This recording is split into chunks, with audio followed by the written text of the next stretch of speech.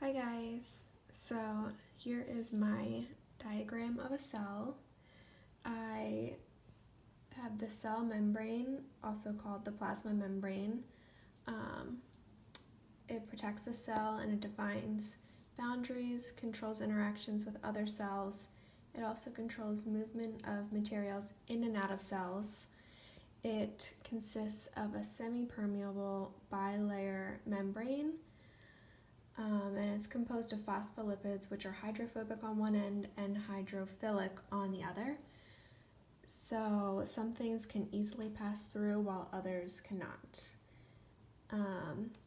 Then we have the cytoplasm, which includes all the contents of the cell, such as cytosol, which is the fluid component inside the cell, also known as ICF, and the cytoplasm contains the organelles inside the cell. The nucleus, which is referred to as the control center, contains the DNA and is surrounded by the nuclear envelope, which is this darker ring, which is a bilayer membrane. The nucleus contains the nucleolus, which produces ribosomes. And then coming out from the nuclear envelope is the endoplasmic reticulum, which can be abbreviated as ER, which is a system of interconnected channels called cisterna. There are two types of ER, rough ER, which contains ribosomes, and it's responsible for producing peptides and proteins, and smooth ER, which is not connected to the nuclear envelope, and it does not contain ribosomes, and it helps to detoxify the cytoplasm. The ribosomes are tiny organelles that are produced by the nucleus, and they're responsible for reading genetic material and producing peptides and proteins. And then we have the Golgi complex, which are made from a small collection of flat stacks called cisterna. They finish off the proteins and carbohydrates and then are packaged in Golgi vesicles, which are these guys.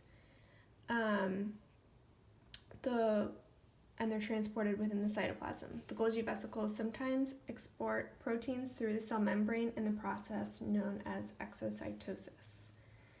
Lysosomes, which are the red guys, are a specialized type of Golgi vesicle. They contain digestive enzymes and they travel within the cell to help break down particles.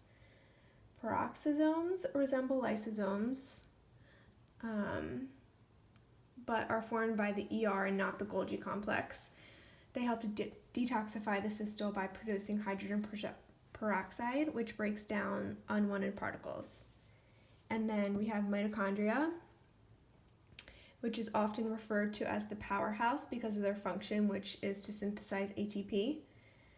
And they also have internal folds called crista. And then lastly, we have the centrioles, which are short cylindrical assemblies of microtubes that are arranged perpendicularly, and the centrioles help function during the cell division process. Thanks for listening.